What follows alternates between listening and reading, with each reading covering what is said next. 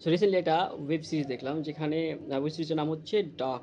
So এখানে একটা প্যারাডক্সের কথা বলা হয়েছে, বুক স্ট্র্যাপ প্যারাডক্স। সো বুক স্ট্র্যাপ প্যারাডক্সটা কি সেটা জেনে নিই, তারপর এক্সাম্পল দিয়ে বোঝানোর চেষ্টা করছি।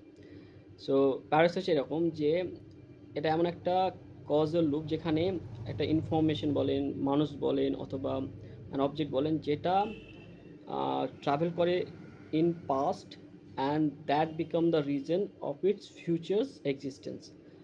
মানে যেখানে টাইম লিনিয়ার চলে না, একটা সাইকেলিক্যাল লুপে চলে। অর্থাৎ আমরা লিনিয়ার টাইম লাইনে যখন বুঝি তখন কী বলি যে A causes B, B causes C, C causes D.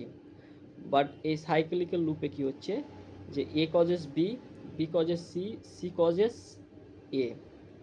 একটা এক্সাম্পল আছে, খুব সুন্দর একটা এক্সাম্পল আছে বুক স্ট্র্যাপের ওই ওয়েব সিরিজটাতে, যেখানে দেখা যাচ্ছে কি যে একটা বই জার্নি থ্রু টাইম, যে বইটাকে নিয়ে একজন ক্যারেক্টার ক্লডিয়া নিয়ে যাচ্ছে পাস্টে।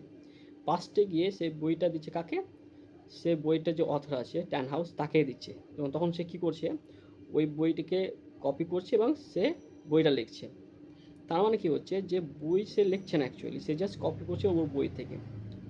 তার মানে কী হচ্ছে এখানে যে বইয়ের যে রাইটার, সে রাইটার কোনো নেই, জাস্ট কপি করছে।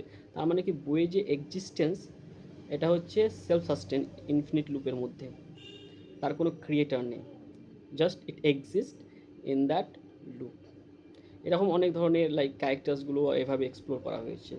So if you like watch the movie let me know in the comment section, sorry web series.